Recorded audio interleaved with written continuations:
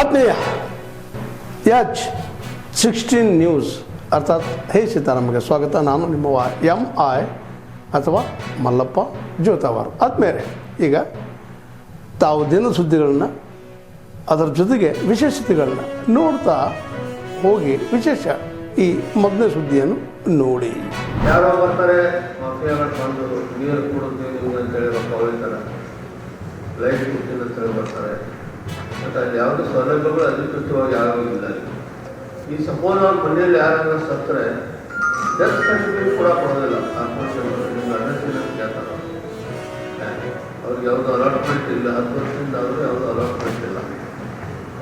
ಹೀಗಾಗಿ ನಾವು ಇಲ್ಲಿ ಒತ್ತಾಯಿಸ್ತಾ ಇದ್ದೀವಿ ಅಂದರೆ ಅವರಿಗೆ ಸುಮಾರು 10 ವರ್ಷದಿದ್ದರೂ ಕೂಡ ಅಲ್ಲಿ ಯಾರೂ ಬರ್ತಾ ಇಲ್ಲ. ಕಾರ್ಪೊರೇಷನ್ ನೋಡೋಕ್ಕೆ ಬರ್ತಾ ಇಲ್ಲ, ಶಾಸಕರು ಆ ಕಡೆಗೆ ಬರ್ತಾ ಇಲ್ಲ. ಇವರು ಶಾಸಕರು ನಮ್ಮ ಗ್ರಾಮೀಣ ಶಾಸಕರು ಬರ್ತಾರೆ, ಯಾರೋ ಯೂಸ್ ಮಾಡ್ತಾ ಇಲ್ಲ. ಅವ್ರಿಗೆ ಸಮಸ್ಯೆಗಳು ಕೇಳ್ತಾ ಇಲ್ಲ. ಅವ್ರಿಗೆ ನಾವು ಅರ್ಥ ಮಾಡೋದು ಫಸ್ಟ್ ಪಾಯಿಂಟ್ ಅಂದರೆ ಅವ್ರಿಗೆ ಹಕ್ಕುಪತ್ರ ಕೊಡೋದು. ಸುದ್ದಿ ಜೀವನ ಅದು ಹಕ್ಕುಪತ್ರ ಕೊಡ್ಬೋದು, ಕೊಟ್ಟರೆ ಅವ್ರಿಗೆ ಅಧಿಕೃತ ಆಗ್ತಾರೆ. ಯಾಕಂದರೆ ಯಾರು ಬರೋಕ್ಕೆ ರೆಡಿ ಇಲ್ಲ ಅಂದರೆ ಮತ್ತೆ ಇರ್ಲಿಕ್ಕೆ ಯೋಗ್ಯನೂ ಇಲ್ಲ ಯಾರು. ಯಾಕಂದರೆ ಅದು ಹೋಗೋಕ್ಕೆ ಸಾಧ್ಯನೇ ಇಲ್ಲ. ಈ ಪೊಲೀಸ್ ಸ್ಟೇಷನ್ ಹಿಂದೆ ಬರ್ತದೆ. ಬಟ್ ಅದೇ ಅವರಿಗೆ ಒಂದು ಭಾಳ ಶೋಷಣೀಯವಾದ ಒಂದು ಕಾಲನಿ ಇದೆ ಅಂದರೆ ಭಾಳ ದುಃಖ. ತೊಗರಿಯ ನಾಡಿನಲ್ಲಿ ತೊಗರಿ ಬೆಳೆಗಾರರನ್ನು KMF ಮಾದರಿಯಲ್ಲಿ ಸಂರಕ್ಷಣೆ ಮಾಡಬೇಕು, ರೈತರ ಸಾಲ ಮನ್ನಾ ಮಾಡಬೇಕು ಅಂತೇಳಿ ಕೇಂದ್ರ ಸರ್ಕಾರಕ್ಕೆ ಒತ್ತಾಯನ ಮಾಡ್ತಾಯಿದ್ದೀವಿ. ಡಾಕ್ಟರ್ MS ಸ್ವಾಮಿನಾಥನ್ ವರದಿಯ ಪ್ರಕಾರ C2+50% ಸೇರಿಸಿ ಬೆಂಬಲ ಬೆಲೆ MSP ಕಾನೂನನ್ನು ಜಾರಿ ಮಾಡಬೇಕು, ತೊಗರಿ ಬೆಳೆಗಾರರನ್ನು ರಕ್ಷಣೆ ಮಾಡಬೇಕು, ಅತಿವೃಷ್ಟಿಯಿಂದ ಹಾನಿಯಾಗಿರ್ತಕ್ಕಂಥ ರೈತರಿಗೆ ಸಮಾನಾಗಿ ಎಲ್ಲರಿಗೆ ಪರಿಹಾರನ ಕೊಡಬೇಕು, ಬೆಳೆ ವಿಮೆ ಹಣ ಎಲ್ಲ ರೈತರಿಗೆ ಬೆಳೆ ವಿಮೆ ಹಣನ ಬಿಡುಗಡೆ ಮಾಡಬೇಕು, ರೈತರ ಸಾಲದ ಬಾಧೆ ತಾಳದೆ ರೈತರ ಆತ್ಮಹತ್ಯೆಯನ್ನು ತಡೆಗಟ್ಟಬೇಕು ಅಂತೇಳಿ ಈ ಬೇಡಿಕೆಗಳ ಬೇಸಿಸ್ ಮೇಲೆ ನಾಳೆ ಜನವರಿ 22ರಂದು 23ನೇ ತಾರೀಕಿಗೆ ರಾಜ್ಯ ಸರ್ಕಾರ ವಿಶೇಷ ಅಧಿವೇಶನ ನಡೆಸ್ತಾ ಇದೆ. AB ರಾಮ್ಜಿ ವಿಷಯಕ್ಕೆ ಸಂಬಂಧಪಟ್ಟಂಗೆ ಮನ್ರೇಗಾ ಉಳಿಬೇಕು ಅಂತೇಳಿ ಆ ವಿಶೇಷ ಅಧಿವೇಶನ ಸ್ವಾಗತ ಮಾಡ್ತೀನಿ. ಆದರೆ ತೊಗರಿ ಬೆಳೆಗಾರರ ಬಗ್ಗೆ ಆ ವಿಶೇಷ ಅಧಿವೇಶನದಲ್ಲಿ ಚರ್ಚೆ ತಗೊಂಡು ಒಂದು ತೀರ್ಮಾನವನ್ನು ಮಾಡಬೇಕು, ರಾಜ್ಯ ಸರ್ಕಾರ ಇನ್ಸೆಂಟಿವ್ ಘೋಷಣೆ ಮಾಡಬೇಕು ಅಂತಕ್ಕಂಥ ಮಾತನ್ನು ಆಗ್ರಹಿಸಿ ಕಲಬುರಗಿ ಜಿಲ್ಲೆಯ ಜಿಲ್ಲಾಧಿಕಾರಿ ಕಚೇರಿ ಮುಂದುಗಡೆ ಹಗಲು ರಾತ್ರಿ 22-23 ದಿನಗಳ ಕಾಲ 2 ದಿನ ಎತ್ತಿನ ಗಾಡಿ ಮತ್ತು ಟ್ರ್ಯಾಕ್ಟರ್ಗಳನ್ನು ಬಿಟ್ಟು ಸುಮಾರು ಜನ ರೈತರನ್ನು ಸೇರಿ ಪಕ್ಷಾತೀತವಾಗಿ ಜಾತ್ಯತೀತವಾಗಿ ಈ ಹೋರಾಟ ನಡೀತದೆ.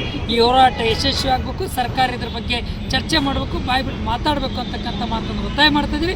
ಈ ತೊಗರಿಯ ನಾಡಿನಲ್ಲಿ ತೊಗರಿಬೇಳೆ, ಉಳುಬೇಳೆ, ಕರಿಬೇಳೆ ಉಣ್ತಕ್ಕಂಥವ್ರೆಲ್ಲರೂ ಕೂಡ ಈ ಚುನಾಯಿತ ಪ್ರತಿನಿಧಿಗಳನ್ನು ತೊಗರಿ ಬೆಳೆಗಾರರ ರಕ್ಷಣೆ ಮಾಡೋದಕ್ಕೆ ಮುತುವರ್ಜಿ ವಹಿಸಬೇಕಂತಕ್ಕಂಥ ಮಾತನ್ನು ಆಗ್ರಹಣ ಮಾಡ್ತಾ ಇದ್ದೀವಿ. ಶರಣಬಸಪ್ಪ ಶೆಟ್ಟಿ, ಕರ್ನಾಟಕ ಪ್ರಾಂತ ರೈತ ಜಿಲ್ಲಾಧ್ಯಕ್ಷ. ಒಮ್ಮೆ ಆರ್ಥಿಕವಾದ ಸ್ವಾಗತವನ್ನು ಕೊಡ್ತಾ ಇದ್ದೀನಿ. ದಿನಾಂಕ 24/1/2026ರಂದು ಕ್ರಾಂತಿ ಜ್ಯೋತಿ ಮಾತೆ ಸಾವಿತ್ರಿಬಾಯಿ ಫುಲೆ ಅವರ ಜೊತೆಗೆ ಫಾತಿಮಾ ಶೇಖ್ರವರ ಜನ್ಮದಿನವನ್ನು ಆಚರಣೆ ಮಾಡ್ತಾಯಿದ್ದೀವಿ. ಆ ಒಂದು ಸಂದರ್ಭದಲ್ಲಿ ಫುಲೆ ರತ್ನ ಅಂಥೇಳಿ ಒಂದು ಪ್ರಶಸ್ತಿಯನ್ನು ಕೊಡ್ತಾಯಿದ್ದೀವಿ.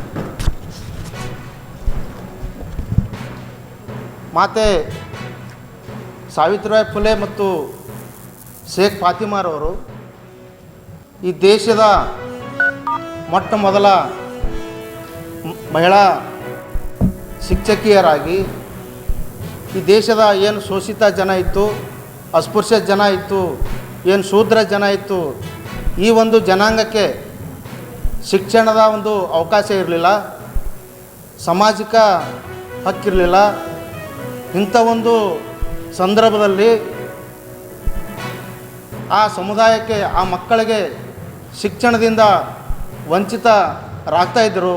ಅಂಥ ಒಂದು ಸಂದರ್ಭದಲ್ಲಿ ಈ ದೇಶದಲ್ಲಿನೇ ಮೊಟ್ಟ ಮೊದಲ ಮಹಿಳೆಯರಿಗೆ ಶಾಲೆಯನ್ನು ತೆಗೆದಂಥವರು ಶ್ರೀ ಜ್ಯೋತಿಬಾ ಫುಲೆ ಮತ್ತು ಸಾವಿತ್ರಿಬಾಯಿ ಫುಲೆ ಅವರು 1848ರಲ್ಲಿ ಶಾಲೆಯನ್ನು ತೆಗಿತಾರೆ.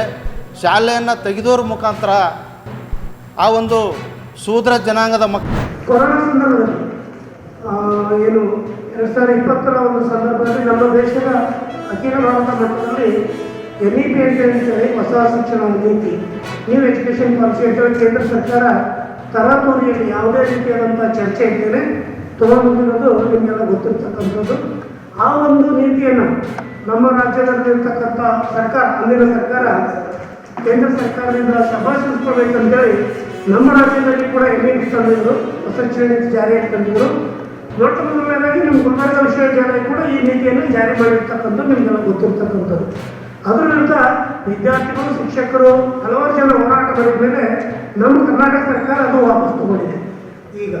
ಆದರೆ ಈ ಒಂದು NEPಗೆ ಪರ್ಯಾಯವಾಗಿ ನಮ್ಮ ಅಖಿಲ ಭಾರತ ಶಿಕ್ಷಣ ಸಮಿತಿಯಿಂದ ಅಖಿಲ ಭಾರತದಲ್ಲಿ ಮಟ್ಟದಲ್ಲಿರ್ತಕ್ಕಂಥ ಶಿಕ್ಷಣ ತಜ್ಞರು, ಶಿಕ್ಷಣ ಪ್ರೇಮಿಗಳು ಅವರೆಲ್ಲರನ್ನ ಸೇರಿಸಿಬಿಟ್ಟು ಇದಕ್ಕೆ ಪರ್ಯಾಯವಾಗಿರ್ತಕ್ಕಂಥ ಒಂದು ಜನಪರ ಶಿಕ್ಷಣ ನೀತಿಯನ್ನು ನಾವು ಒಂದು ಡ್ರಾಫ್ಟ್ ಕರಡನ್ನು ರೆಡಿ ಮಾಡಿದ್ದೇವೆ.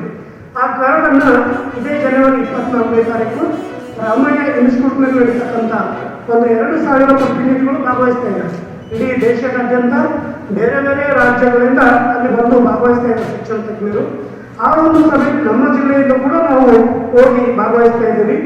ಇದು NEPಗೂ ಪ್ರಮುಖವಾಗಿ ಸರ್ಕಾರಿ ಶಾಲೆಗಳನ್ನು ಮುಗಿಸ್ತಕ್ಕಂಥದ್ದು, ಆಮೇಲೆ ಶಿಕ್ಷಣದಲ್ಲಿ ವ್ಯಾಪಾರೀಕರಣ ಮಾಡಿ ಶಿಕ್ಷಣವನ್ನು ಏನು ಮೂಲಭೂತ ಹಕ್ಕು ಕರಿತೀವಿ ಅದನ್ನು ಮಾರಾಟದ ಸರಕು ಮಾಡ್ತಕ್ಕಂಥದ್ದು NEPನಲ್ಲಿ ಇರ್ತಕ್ಕಂಥದ್ದು.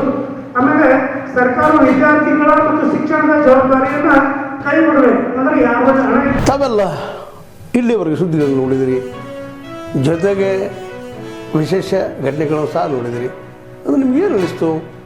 ನಿಮಗೆ ಲೈಕ್ ಮಾಡಿರಿ, ಶೇರ್ ಮಾಡಿರಿ, ಕಾಮೆಂಟ್ ಮಾಡಿರಿ, ಜೊತೆಗೆ ಸಬ್ಸ್ಕ್ರೈಬ್ ನಿಲ್ಲಿಸ್ಬೇಡ್ರಿ. H16 ನ್ಯೂಸ್ ಅರ್ಥಾತ್ ಸಿದ್ದರಾಮಯ್ಯ ಸತ್ಯದ ಕೈಗನ್ನಡಿ ವಂದನೆಗಳು.